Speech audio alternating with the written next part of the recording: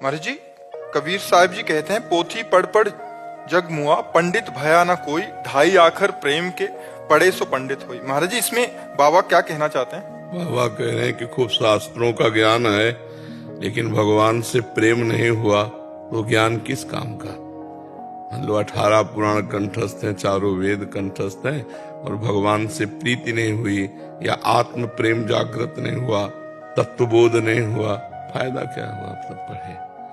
तो अब जैसे गधे की पीठ में चाहे ईंट लाद दो, चाहे चंदन लाद दो, चाहे वेद लाद दो, उसको केवल भार वहन करना है।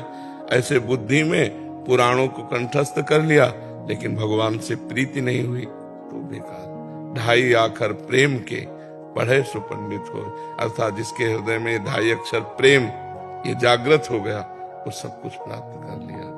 तो गुरु जी, यहाँ पर प्रेम क्या इंसानों से भी तात्पर्य है कि सिर्फ ईश्वर से ही? ईश्वर, जब प्रेम शब्द आएगा तो सब जगह भगवान विराजमान है। जड़ चेतन जग जीव जत, सकल राम में जान, बंदों सबके पद कमल सदा जोर। इंसान में भगवान, सब में परमात्मा। हाँ, सब परमात्मा ही है, सब में परमात्मा विराजमान है। एक शब्द हल्का हो गया, लेकिन गरु शब्द इससे कि सब परमात्मा ही है। जैसे पंचभूतों का शरीर, इसमें आत्म तत्व भगवान स्वरूप विराज, तो पंचभूत कौन है?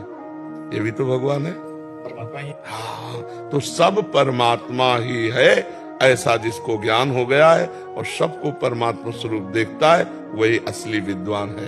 विद्या विनय संपन्ने ब्राह्मणे गविहस्तनी, स्वनीचय सुपाके चा पंडिता समदर्शिना। पंडित माने ज्ञानी, वही पंडित है जो सब में समदर्शन करता है एकमात्र भगवान का। कुत्ते में, हाथी में, चांडाल में, ब्राह्मण में, सब में वो एक ही परमात्मा को जो देखता है, वही उत्तम ज्ञानी।